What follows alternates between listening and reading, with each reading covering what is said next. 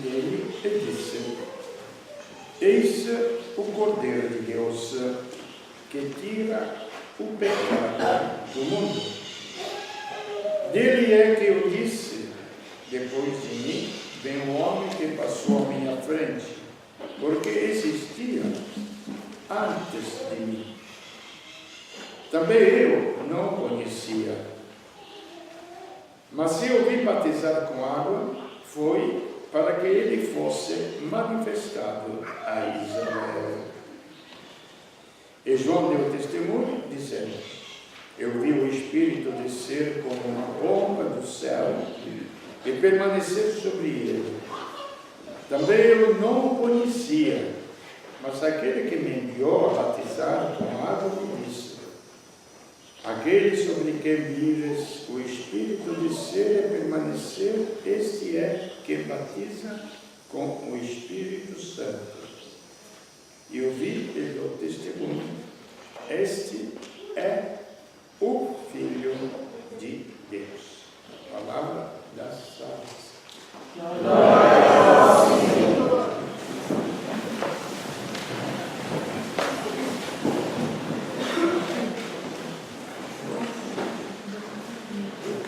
Então, eu dou testemunho: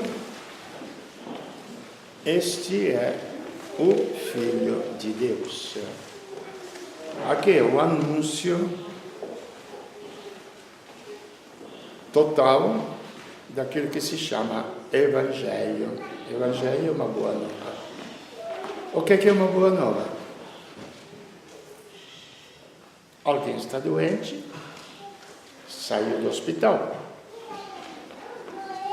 Uma boa notícia, não é?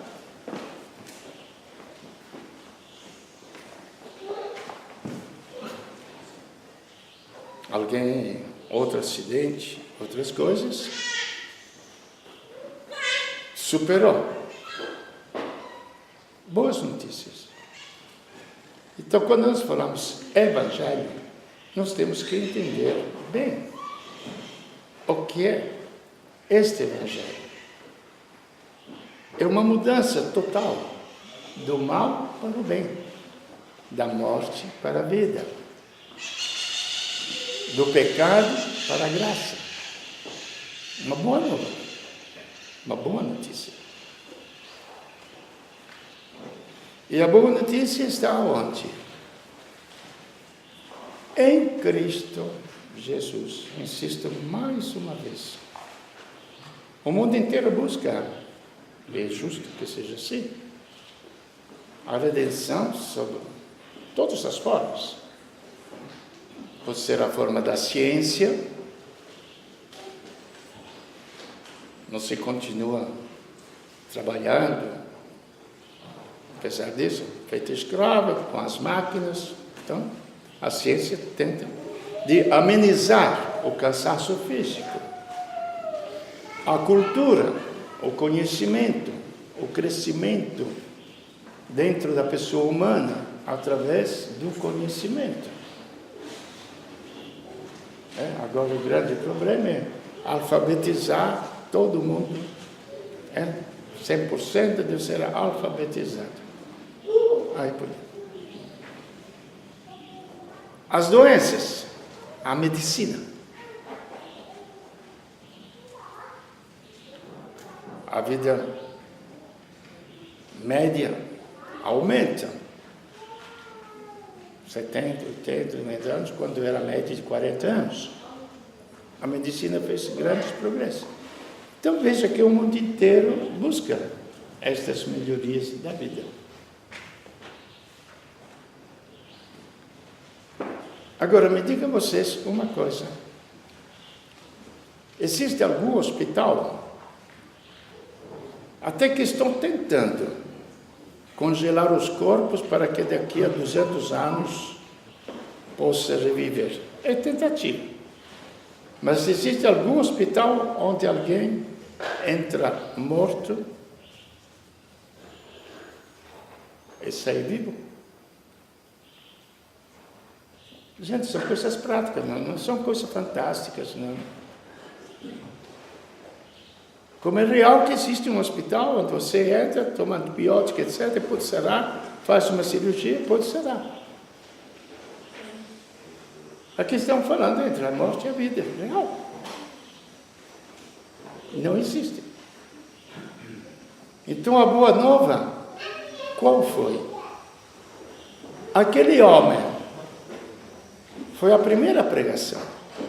Não foi moralidade. Não pode fazer isso, senão vai para o inferno. Não pode fazer aquilo, senão você está perdido. Não foi nada disso. Aquele homem, que não fazia parte do clero do templo de Israel, que vocês mataram, Deus o ressuscitou.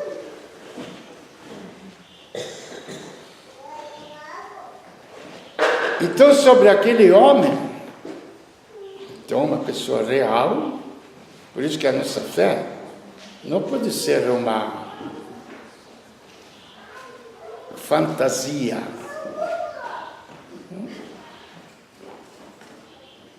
Ela é muito clara. A fé numa pessoa. Mas que dimensão deve ter esta fé?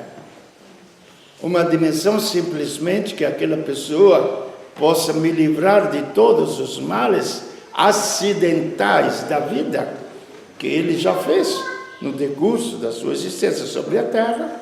Os milagres testemunham isto. E quando Jesus falava que ele era o Filho de Deus, e aqui João testemunha que ele é o Filho de Deus, ninguém acreditava. Bom, quem que vai acreditar?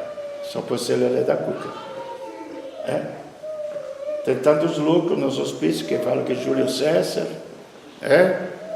outro fala que é isto, outro fala que é aquilo. E Jesus, quando falava que ele era Deus, Filho de Deus,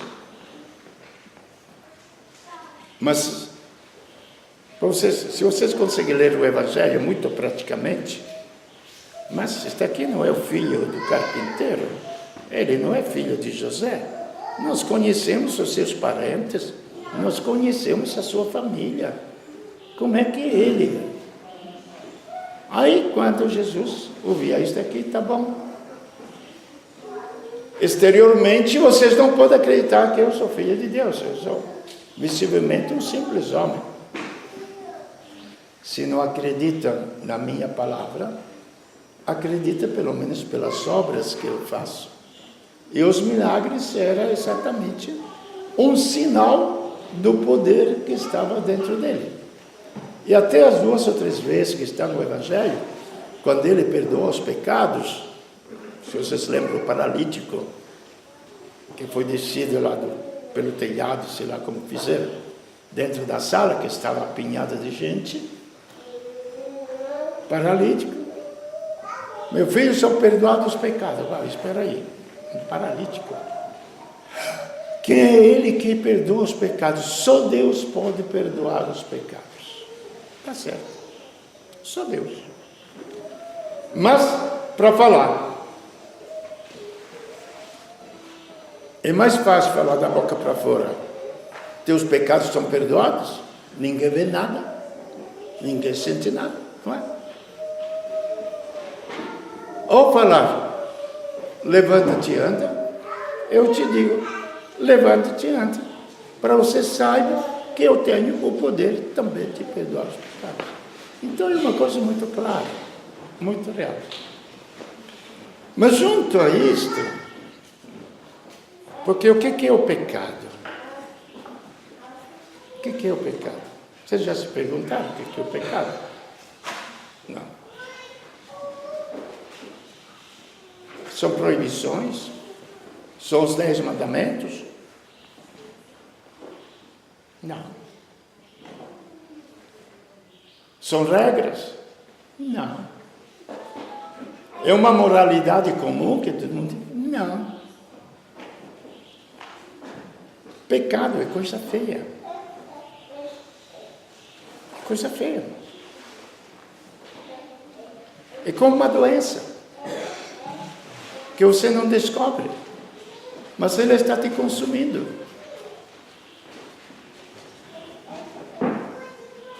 Consome o corpo, consome o cérebro, consome os afetos, todas as partes do nosso ser. E depois, fisicamente, consome a nossa existência com a morte. Então, nós podemos ver os efeitos do pecado. Mas nós não conhecemos o pecado em si, o que ele é. Deus nos explicou. Você sabia que existem só 2 pecados no mundo? Não. Quantos pecados tem? Tem os 10 mandamentos, não é? Só tem 2.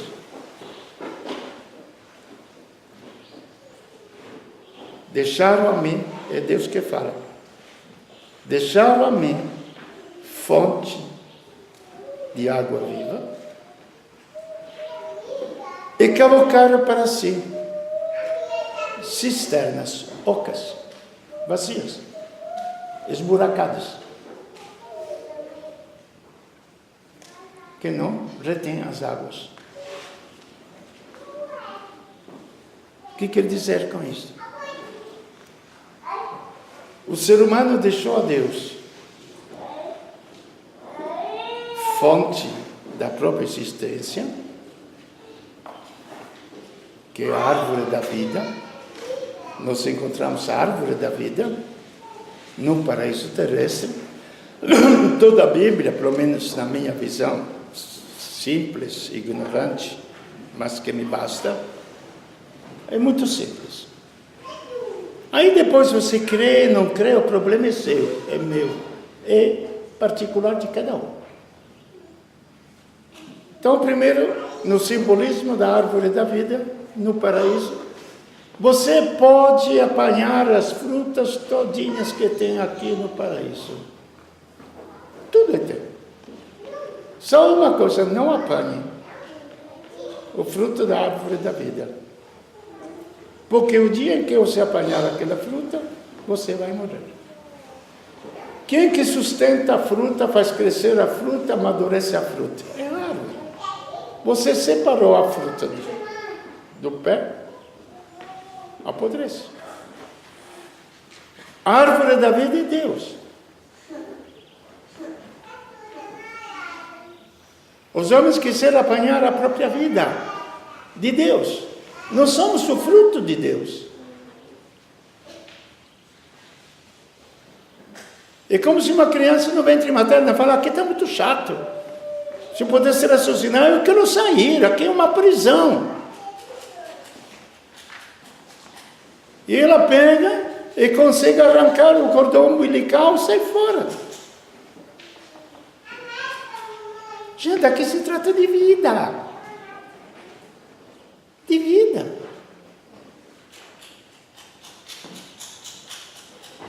Então o ser humano arrancou a si mesmo da fonte da sua vida, que alimentava a sua vida, que é Deus. Nós não somos independentes, não. Por muito menos não somos independentes, gente. Se faltar suar por 5 minutos, vamos por 6. Quantos de nós sobreviveriam aqui? 6 minutos.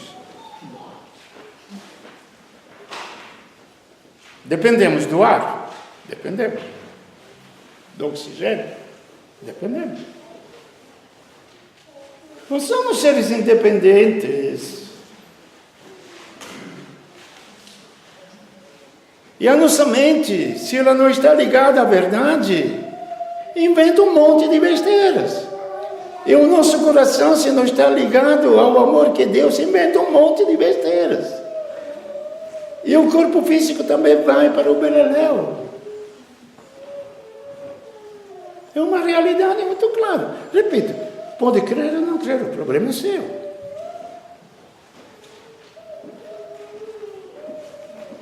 Ou você cria um mundo como a humanidade que fala que crê, porque aí é problema, que pode até ir à igreja.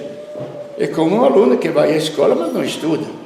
Foi à escola, 8 anos na escola, sai analfabeta. Mas frequentou 8 anos. Eu frequentei a vida toda a igreja, fui à missa todos os domingos, etc. Mas você continuou analfabeta de Deus. Não é um ritualismo a fé. É uma dimensão dinâmica do nosso ser. Então, este primeiro pecado, o ser humano se separou, arrancou-se de Deus. Segundo momento. Outra árvore da vida. Quem de vocês lembra? Ninguém lembra. A cruz. É a árvore da vida. A árvore da vida. Sacrifícios e holocaustos não quisestes. Eu vim, ó Deus, para fazer a tua vontade. João falou, eis o Cordeiro de Deus. Por isso que eu insisto mais uma vez, gente, nesse ecumenismo vazio que nós estamos criando. Vamos conviver junto? É uma traição que se faz à humanidade. Conviver com a ideia de todos os outros? Tranquilo. Eu estou acostumado desde criança. Na minha casa, lá na Itália, onde o pessoal, a política e a religião, tinha 3 partidos. E a gente convivia tranquilamente juntos, estou acostumado a conviver com ideias totalmente diferentes. Não precisa. Agora, ecumenismo, para dizer que é tudo igual, não. Um só é o Redentor, porque nele foi posta a vida de Deus, são fatos reais, a vida de Deus e os nossos pecados. Ele que assumiu sobre si os males da humanidade. E para nós compreendermos bem o que são os males da humanidade, que moralmente nós não entendemos bem se dentro da alma, se depressão, isto, aquilo, mas a morte física todo mundo entende, não é? O último dos males que atinge a humanidade, eu perguntaria, qualquer mãe, qualquer pai que está aí, pense um pouquinho na morte de seus filhos, não pense na morte própria. O que você sente no coração?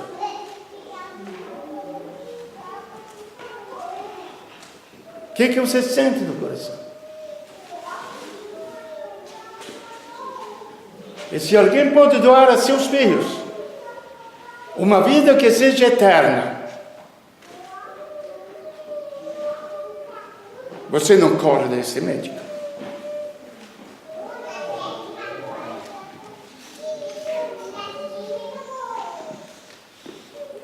A vida de Cristo é uma realidade nua e crua, verdadeira.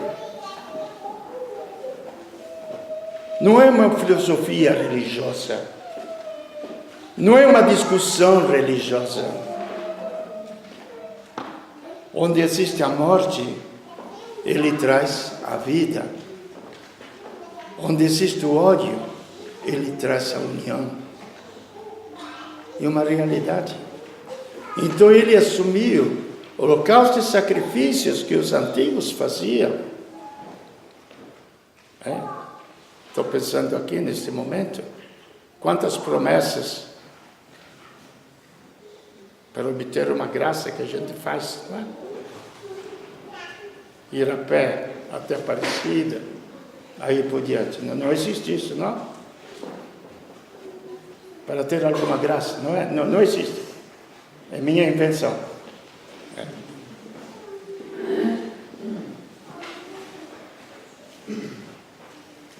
Ótimo.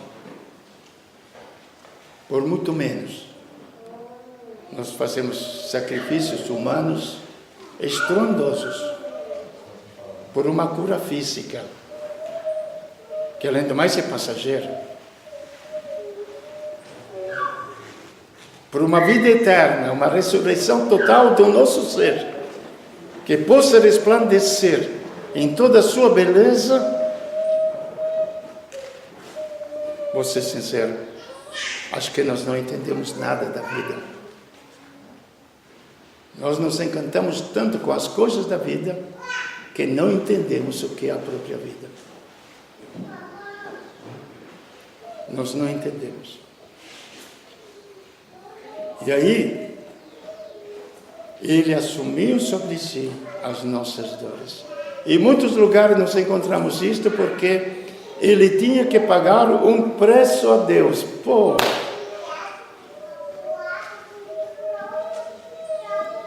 Não é bem assim, não. A dinâmica em Deus é diferente.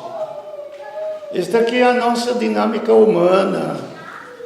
Que eu penso que eu tenho que pagar por 2 anos de cadeia as besteiras que eu fiz.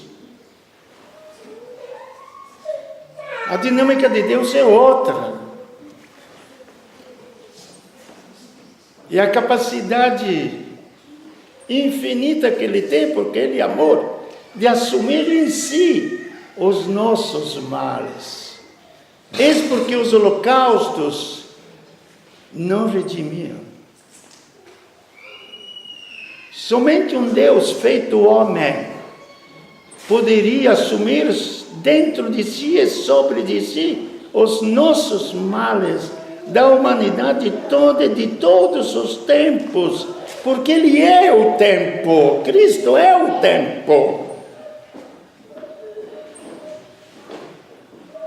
No princípio era o Verbo, antes que tudo fosse criado, Ele já existiu. Isto é o tempo. E a dinâmica da vida que é o tempo. Não são os dias que passam. Tudo foi feito por Ele e tudo foi feito para Ele. Quer dizer que a história toda é feita para ser redimida por Cristo. Então Ele, assumindo sobre si os nossos males, os nossos pecados, já contei uma vez, vou repetir aqui, assisti um filme para compreender o que é assumir sobre si os nossos males, os nossos pecados. E não é pagar o preço pelos nossos pecados, porque a gente reza muitas vezes, na cruz pagou por meus pecados. Ele não pagou nada, Ele assumiu. É pior, Ele se fez pecado, Ele se fez eu, Ele se fez morte, que eu sou mortal. Gente, vamos refletir um pouquinho.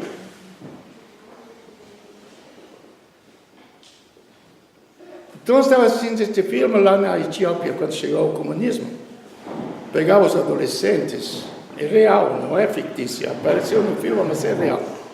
Que depois pode acontecer qualquer momento da vida, não?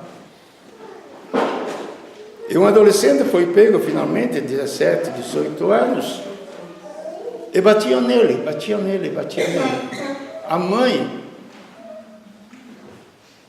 que não podia fazer nada, assistindo aos soldados que batiam no adolescente, ela gritava: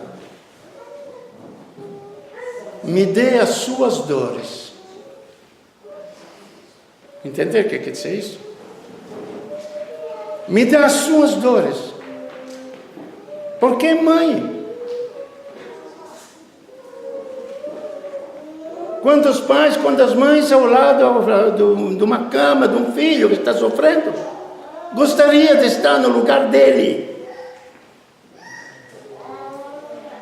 Gente, esta capacidade de transmissão de vida é real.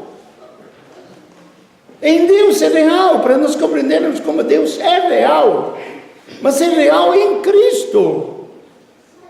Porque é nele que ele assumiu todos os males da humanidade.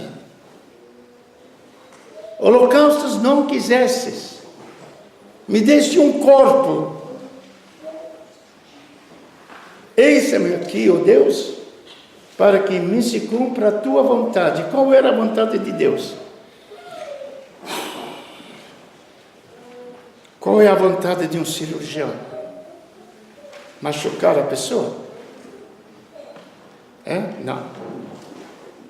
Ou salvar a pessoa? Gente, muda a figura da cruz. Totalmente muda a nossa visão da cruz. O nosso relacionamento com Ele lá é muito mais pessoal, porque Ele assumiu os meus males. E estão lá os meus males. Aí se tivermos um pouquinho de reconhecimento, pelo menos muito obrigado. Pelo menos isso. Muito obrigado. Que você assumiu. Depois, com a ressurreição, ele mostrou claramente que tinha eliminado os pecados do mundo. Porque aí criou, como fala São Paulo, morreu o ser humano psíquico, ressuscitou o homem espiritual. Finalmente, ele chegou ao ideal que ele tinha do ser humano, ser igual a Deus. Mas tem que passar por aquele processamento. E finalmente, para terminarmos, última árvore da vida, no Apocalipse. No paraíso, não haverá mais igrejas, nem templos. Que no meio do povo existirá a árvore da vida, que é o próprio Cristo. Que volta. Saímos do paraíso terrestre para caminhar a humanidade toda e chegar aqui. Chamamos com esta palavra, paraíso, sei lá, não tem palavra. Jesus não chama de paraíso. Ele chama de reino, mas mais especificamente ele chama de vida. Vida eterna. Esta é a vida eterna, que conheçam a Ti, ó Pai, e aquele que enviaste, Jesus Cristo. Essa é a história em Cristo. E pode ser a minha história, a sua história, a história de cada um de nós. Aí entra a minha fé. Crer em Cristo, gente, e crer na minha vida. Não é crer nele lá, longe lá. Tem nada a ver. É crer na minha vida. Ou a minha vida nele, ou a minha vida fora dele. Com as consequências que podem existir.